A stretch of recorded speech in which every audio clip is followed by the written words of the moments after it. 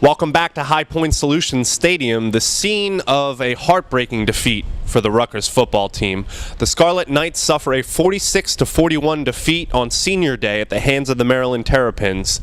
Here with Garrett Stepien, our sports editor, and Garrett, Maryland just got whatever they wanted today, especially in the second half. Rutgers goes into the break with a 31-13 lead, and they come out 46-41 losers. What did you see in the second half, Garrett? Well, you just saw everything that happened to Rutgers this season, and, I think Rutgers really proved tonight that there is a such thing lower than rock bottom, because we thought that, maybe a few weeks back against Nebraska, that's when the Scarlet Knights actually hit it. But, 4-8 end to the season overall, 1-7 mark in Big Ten play. Maryland was a team that came in on a 7-game losing streak and really had their way with Rutgers today in the second half. Really flipped the script from last year's game where Rutgers came back from a 25-point deficit, 46-41 defeat, like you said. And it's just really something that you knew could happen, but didn't think it would happen because of the first half and the way that Rutgers dominated with but eventually blew a 21-point lead. Yeah, or at least you hoped wouldn't happen. You look back at it, and like you said, Garrett, 17-0 they led. They led again 31-10.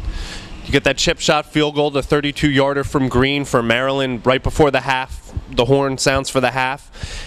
Still, you go into the locker room up 31-13. You're probably feeling pretty confident if you're the Rutgers coaching staff. And now we don't know if that coaching staff is going to be here next year. Any thoughts on Kyle Flood and maybe his job status moving forward? It seems unsure, but an NJ Advanced media report that surfaced last night actually reported that Flood and Julie Herman, the athletic director, were both coaching, fighting for their jobs. Kyle Flood in his post-game press conference, as you mentioned earlier, said he feels that he'll be here for a very long time. We're not so sure about that. We'll find out soon enough tomorrow. There's a teleconference scheduled in the afternoon.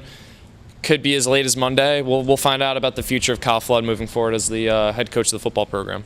Definitely a couple bright spots to look at on the field today. You have a redshirt freshman like Saquon Hampton comes out, leads the team in tackles with 9 tackles, gets a pass breakup, tackle for loss. But what more can you say about Leonte Carew and the career that he's had here on the bank? 7 catches today, Garrett, 183 yards, 1 touchdown. How good is Leonte Carew, and what has he meant to this program? I don't know if you could put what Leonte Carew has meant to this program into words. It's disappointing for him that he wasn't able to send his team out the right way, given a career-high performance, 183 yards. He even said after the game that that's what hurts him the most, is that, he's a competitor, he's a team guy, and he gave it his all and then some tonight in a game where he was as healthy as he's ever been this season, probably the most he's been in 2 months since the Indiana game, October 17th, but still wasn't able to get it done, which, kind of just speaks volumes about his effort and his character as a football player. But definitely think there's room for him at the next level, mid to late round pick in the NFL draft. In the end, it's a 4-8 season, and we're not so sure what will happen with Kyle Flood moving into next year.